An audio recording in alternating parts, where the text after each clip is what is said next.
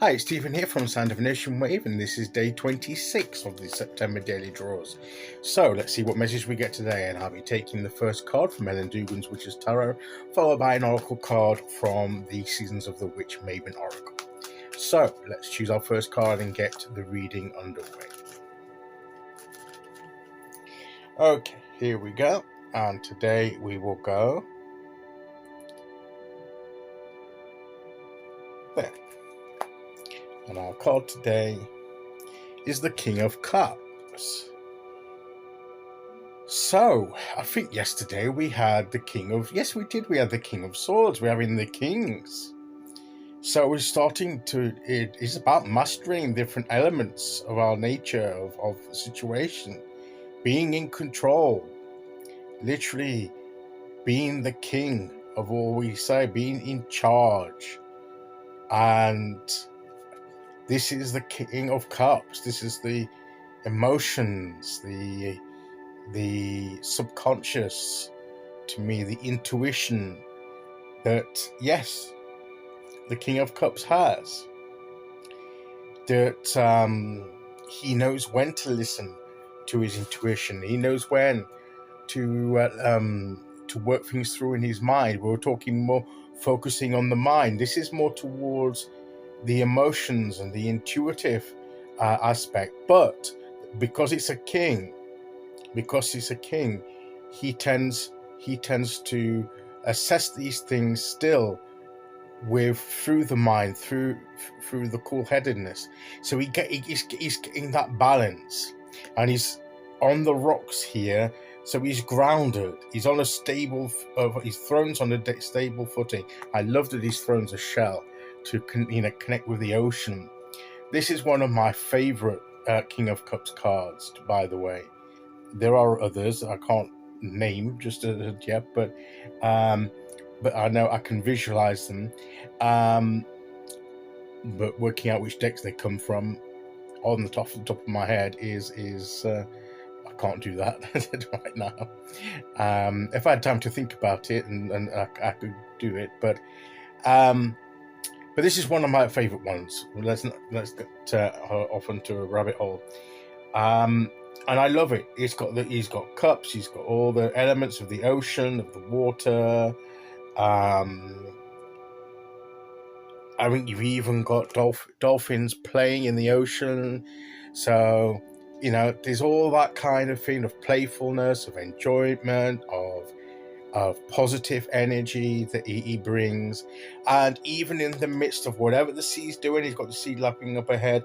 But even if the seas were a little bit tumultuous, he'd be firmly established on his throne, and it wouldn't floor him. He'd know how to keep a level head in whatever emotional situation he's surrounded by. And that's the kind of thing. He'd been able to keep a level head. Situations change. He's learned that his emotions will ebb and flow like the ocean. And, and he knows how. That's why the mastery comes through. He knows in his mind. His mind's probably a bit more stable than his emotions are stable, but he knows in the sense that they won't overwhelm him. Whatever happens emotionally around him or even within him, he knows how to contain it. He knows how to be firmly established, grounded. And that's what we need to be. We need to make sure that we're grounded, that where we're sitting is stable. Get that stability, and that stability of our mind and our body and our emotions.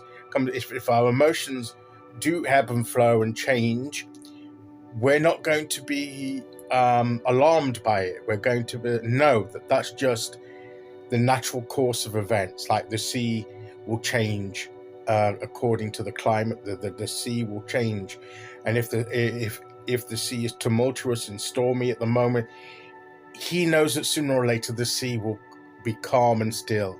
So he knows that that's the case, that he just needs to weather the storm, to weather the emotional upheaval perhaps, and he knows then that the sea will calm. And that's why, and the knowledge that he's got about how things work, how he's experienced, and that's where his authority comes from. he's a whole hand at this. He's been there, done that, got the t-shirt, everything, and he knows, he's learned from those experiences, and he knows now how to deal with things. And if his emotions start to get the better of him, he knows that he needs to do a mental reset, a meditation or whatever, to bring them under control, to calm them, to still them. Even if the sea around him is not still, he can still himself within. He may not be able to change his surroundings, what's happening around him, but he can change what's within him. He can maintain an inner stillness even if everything around him is not still. And that's the key as well. And if we learn to do that, to keep that inner stillness, that inner calmness in the midst of when the seas around us, the metaphorical seas I'm talking about, of the situations that we're in, circumstances we're in, if they become stormy and tumultuous and choppy seas and everything, if we've got that inner calm, maintaining that inner calmness, that inner with our inner waters, our inner emotions and spirit remains calm and still, then we will weather the storm, keep a level head so we know how to react, how we need to react, and not in a panicked, impulsive way that may get us into further trouble. To keep a calm head in that situation, we will then be able to calmly assess it and know the best course of action to take. So this is what the King of Cups is about, and this is the example perhaps we need to follow, or seek the advice of someone like this if we don't feel we're ready yet to be in this position, because obviously the court cards can represent people, it can represent energies that are around us, that we tap into. It represents us, how we reacting, how we are doing, and it can also represent somebody like this that's in our life or in our circumstances that we can go to. So whatever the case, this is the energy we need to take hold of. Okay, so let's quickly have a look at the oracle card. Okay, here we go. And we'll have falling leaves. Let go of the things that weigh heavily on you. You deserve to take up space. This is very good with the autumn leaves that we're going to be dropping, if they're not already. Are entering autumn, and this is a good time, like particularly at this point, to let go of the things that weigh us down. And that can be part of getting that stillness. Let go of the things that are weighing us down, that don't help us, to give us the space to fill it with the things that do. And I think that is the message here. Okay, so that's your message today. I'll be back tomorrow for the midweek point with day 27. Until then, thank you for listening. Take care, everyone, and I'll see you all again very soon. Okay, bye-bye.